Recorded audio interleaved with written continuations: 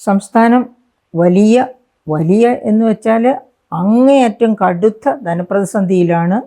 ഈ കഴിഞ്ഞ ഏതാനും വർഷങ്ങളായിട്ട് ആ ധനപ്രതിസന്ധി ഓരോ ദിവസവും വർദ്ധിച്ചുകൊണ്ടിരിക്കുകയാണ്. അങ്ങനെയുള്ള ഒരു സമയത്താണ് ഒരു മാസം 2 ശമ്പളം കിട്ടാനുള്ള ഭാഗ്യം സർക്കാർ ജീവനക്കാർക്ക് എല്ലാവർക്കും ഇല്ല കേട്ടോ. മന്ത്രിമാരുടെ പേഴ്സണൽ സ്റ്റാഫ് ഉള്ളവർക്കാണ് അങ്ങനെ ശമ്പളം കിട്ടിയത്. ഇതെങ്ങനെ സംഭവിച്ചു? നമുക്കറിയാം, ഈ കഴിഞ്ഞ ആഴ്ചയിലും അതിന് മുൻപഴത്തെ ആഴ്ചയിലും ഒക്കെ, അതായത് ഓണത്തിന് 24,000 കോടിയുടെ വായ്പ എടുക്കാൻ അനുവദിക്കണമെന്ന് പറഞ്ഞ് കേന്ദ്ര ഗവൺമെൻറ്റിൻ്റെ അടുത്ത് അഭ്യർത്ഥന നടത്തി. പക്ഷേ ആ അഭ്യർത്ഥന കേന്ദ്ര ഗവൺമെൻറ് അപ്രകാരം തന്നെ സ്വീകരിച്ചില്ല. കുറച്ച് വായ്പ എടുക്കാൻ സമ്മതിച്ചു. അങ്ങനെ കുറച്ച് വായ്പ എടുത്തതും പിന്നെ കുറച്ച് കോഓപ്പറേറ്റീവ്സിൽ നിന്ന് വായ്പ എടുത്തതും അങ്ങനെ പിന്നെ നികുതി കളക്ഷനിൽ കിട്ടിയതും എല്ലാം കൂടി കഷ്ടപ്പെട്ടാണ് ഓണം തള്ളി നീക്കിയത്. അത് കഴിഞ്ഞപ്പോഴേക്കും വീണ്ടും ഇതാ ഓവർ ഡ്രാഫ്റ്റിലാകുന്നു.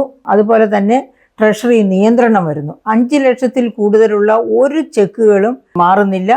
അങ്ങനെയുള്ള ഒരുപാട് നിയന്ത്രണങ്ങൾ നിലനിൽക്കുന്ന സാഹചര്യത്തിലാണ് സെക്രട്ടേറിയറ്റിൽ തന്നെ ഇത്തരമൊരു വീഴ്ച, ഗുരുതരമായ വീഴ്ച ഉണ്ടായിരിക്കുന്നത്. അത് കുറച്ച് പേരൊന്നും അല്ലെന്ന് ഓർക്കണം. ഈ മന്ത്രിമാരുടെയൊക്കെ പേഴ്സണൽ സ്റ്റാഫ് എന്ന് പറയുമ്പോഴത്തേക്ക് 21 മന്ത്രിമാർക്ക് 30-ലധികവും പേഴ്സണൽ സ്റ്റാഫുള്ള മന്ത്രിമാരും മന്ത്രിസഭയിലുണ്ട്.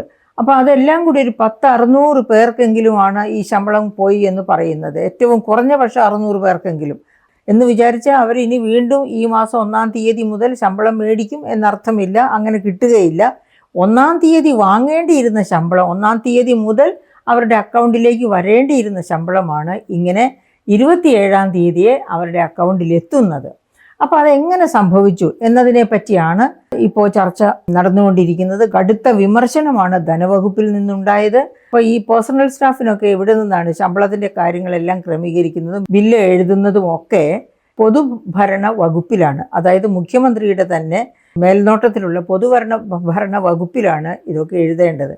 അപ്പോൾ അവിടുത്തെ ഉദ്യോഗസ്ഥർ സാധാരണ രീതിയിൽ ബില്ലുകളൊക്കെ എഴുതി സെക്രട്ടേറിയറ്റിലെ സബ് ട്രഷറിയിലാണ് ശമ്പള ബില്ലുകൾ പാസ്സാക്കി.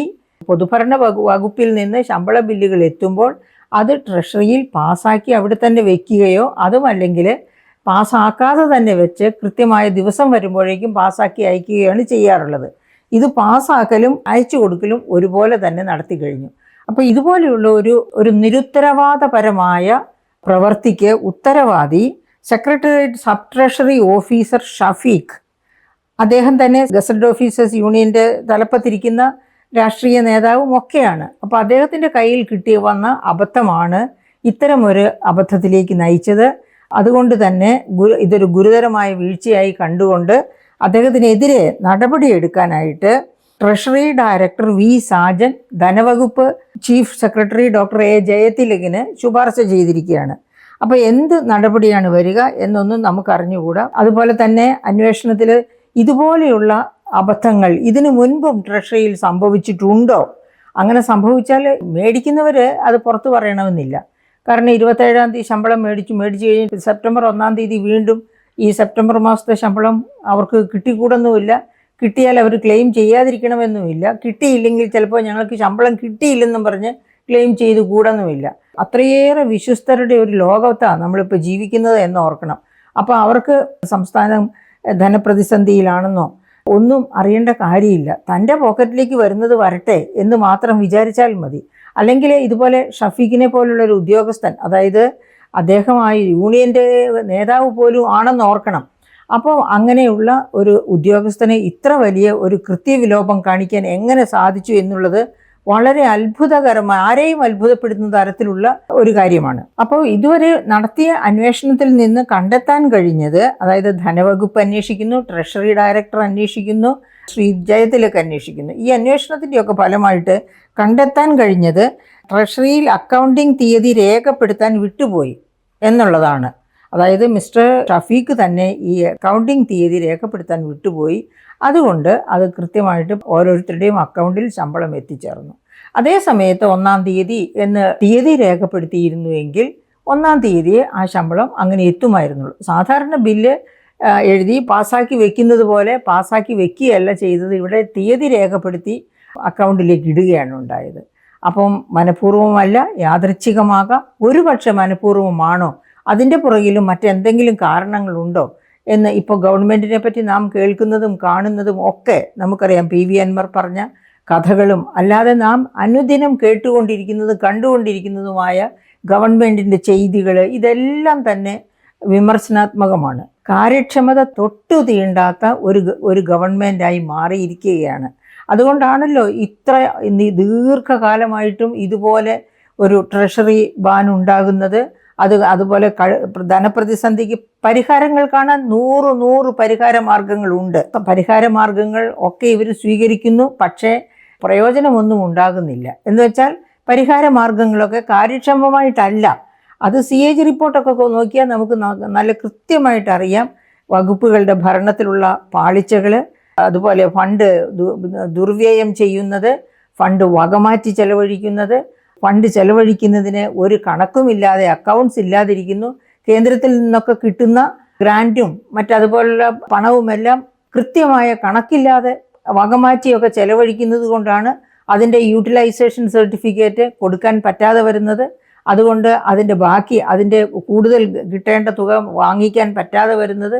അതുപോലെ CAG തന്നെ ഗവൺമെൻറ്റിനെ കുറ്റപ്പെടുത്തുന്നത്, ഗവൺമെൻറ് അയച്ച യൂട്ടിലൈസേഷൻ സർട്ടിഫിക്കറ്റ് കറക്റ്റ് അല്ലെങ്കിൽ CAGയുടെ ഓഡിറ്റിങ്ങിൽ അത് തെറ്റാണെന്ന് കണ്ടുപിടിച്ചാൽ അത് CAG രേഖപ്പെടുത്തേണ്ടി വരും. അപ്പോൾ ഇതൊക്കെ സംഭവിക്കുന്നത് ഇത് തന്നെ ഗുരുതരമായ ഒരു വീഴ്ചയായിട്ടാണ്. ഒരു മാസം 2 ശമ്പളം കൊടുത്തു എന്ന ഗുരുതരമായ വീഴ്ചയായിട്ടാണ് കേന്ദ്ര ഗവൺമെൻറ് കാണുക. ഇതങ്ങോട്ട് ചെല്ലുമ്പോൾ ഇത്തരം നിരുത്തരവാദിത്വം കാണിക്കുന്ന ഒരു സംസ്ഥാന ഗവൺമെൻറ് സുപ്രീം കോടതിയിൽ വരെ കഴിഞ്ഞ മാർച്ചിൽ എത്തിയെന്ന് നമ്മൾ ഓർക്കണം. അതായത് മാർച്ചിലല്ല, ജനുവരിയിൽ തന്നെ എത്തി. ഞങ്ങൾക്ക് ജനുവരി, ഫെബ്രുവരി, മാർച്ച് മാസങ്ങളിലെ ചെലവുകൾ വഹിച്ചുകൊണ്ട് പോകണമെന്നുണ്ടെങ്കിൽ ഒരു 30,000 കോടിയെങ്കിലും കടമെടുക്കാൻ അനുവദിക്കണമെന്ന് പറഞ്ഞാണ് ചെയ്യുന്നത്. അപ്പോൾ ഇതുപോലെയുള്ള ഘടുകാര്യസ്ഥത കാണിക്കുന്ന ഒരു സംസ്ഥാന ഗവൺമെൻറ്റിൽ നിന്ന് അത്തരമൊരു റിക്വസ്റ്റ് മേലിൽ ഉണ്ടായാൽ, കഴിഞ്ഞത് പോയി, മേലിൽ ഉണ്ടായാൽ എന്തായിരിക്കും സുപ്രീം കോടതിയുടെ വരെ കമൻറ്റ് എന്ന് നമുക്ക് ഊഹിക്കാവുന്നതേ ഉള്ളൂ. അപ്പം ഈ തരത്തിലുള്ള കാര്യങ്ങൾ, അതായത് CAG തന്നെ പലതവണ ഈ തരത്തിലെല്ലാം, അതായത് ഘടുകാര്യസ്ഥത കാണിച്ചു കൊടുത്തിട്ടുണ്ട്. അവർ ഇൻറ്റേർണൽ ഓഡിറ്റിംഗ് നടത്തുന്നില്ല എന്ന് കാണിച്ചു കൊടുത്തിട്ടുണ്ട്. അപ്പോൾ ഇൻറ്റേർണൽ ഓഡിറ്റിംഗ് ഒക്കെ കൃത്യമായിട്ട് നടത്തുകയാണ് എന്നുണ്ടെങ്കിൽ ഇത്തരം പാളിച്ചകൾ സംഭവിക്കത്തില്ല.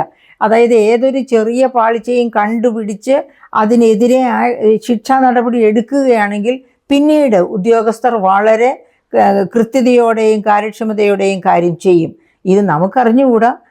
മയക്കുമരുന്ന് കഴിച്ചിട്ടാണോ അല്ലെങ്കിൽ മദ്യസേവ നടത്തിയിട്ടാണോ വകുപ്പിലിരുന്ന് ഈ കാര്യങ്ങളൊക്കെ ചെയ്തത്, അല്ലെങ്കിൽ ഇത്ര വലിയ കൃത്യവിലോപം എന്ന് വെച്ചാൽ 10-12,000 പേർക്ക് ശമ്പളം, പിന്നെ ഒരു മാസം 2 പ്രാവശ്യം ശമ്പളം കൊടുക്കുക എന്ന് പറയുന്ന ആ കൃത്യവിലോപത്തിൻ്റെ തോത് അത് എത്ര വലുതാണ് എന്നുള്ളത് ആർക്കും ഊഹിക്കാവുന്നതേ ഉള്ളൂ.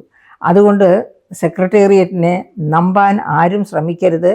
അതായത് ഓരോ വകുപ്പ് മന്ത്രിമാരും അവനവൻ്റെ വകുപ്പിലിരിക്കുന്ന ഉദ്യോഗസ്ഥരും ഇത്തരക്കാരൊക്കെ തന്നെയാണ്. ഇവരെയൊക്കെ കണ്ടാണല്ലോ പഠിക്കുന്നത്. യൂണിയൻ്റെ നേതാവ് തന്നെ ഇങ്ങനെ കാര്യക്ഷമതയില്ലായ്മ പ്രകടിപ്പിക്കുമെങ്കിൽ ആ നേതാവിനെ കണ്ടു പഠിക്കുന്ന അണികൾ എങ്ങനെയായിരിക്കുമെന്ന് നമുക്ക് ഊഹിക്കാവുന്നതേ ഉള്ളൂ. അപ്പോൾ ഇത്തരം കാര്യങ്ങളിലൊക്കെ ഗവൺമെൻറ് സത്വരമായ ശ്രദ്ധ ചെലുത്തണം. അതുപോലെ മുഖ്യമന്ത്രി ഓർത്തിരിക്കേണ്ട വളരെ അത്യാവശ്യമായ ഒരു കാര്യമുണ്ട്. മുഖ്യമന്ത്രിയായി പ്രതിജ്ഞ എടുക്കുമ്പോൾ അദ്ദേഹം പറഞ്ഞ ഒരു വാക്യമുണ്ട്, കാര്യക്ഷമതയ്ക്കാണ് ഞാൻ മാർക്കിടുക എന്ന്. കാര്യക്ഷമതയ്ക്ക് മാർക്കിട്ടിരുന്നു എങ്കിൽ മുഖ്യമന്ത്രിയുടെ മന്ത്രിസ്ഥാനത്ത് ഈ 2ാം വരവിലും 1ാം വരവിലും ഇതുപോലെ ധനപ്രതിസന്ധിയിലേക്ക് പോകില്ലായിരുന്നു.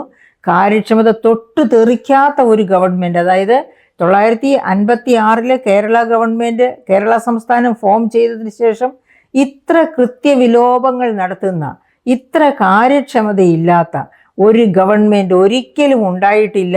ഈ പിണറായി ഗവൺമെൻറ്, അതായത് 2016-17 ചാർജ് എടുത്ത് ഇതാ ഇപ്പോഴും തുടർന്നുകൊണ്ടിരിക്കുന്ന ഇദ്ദേഹത്തിൻ്റെ ഗവൺമെൻറ് മാത്രമാണ് അത്ര കാര്യക്ഷമതയില്ലായ്മയ്ക്ക് രേഖപ്പെടുത്തപ്പെടുന്ന ഒരു ഗവൺമെൻറ് എന്ന് സഖാവ് പിണറായി വിജയൻ തന്നെ, ബഹുമാനപ്പെട്ട മുഖ്യമന്ത്രി തന്നെ ഓർത്തിരുന്നാൽ നന്നായിരിക്കും.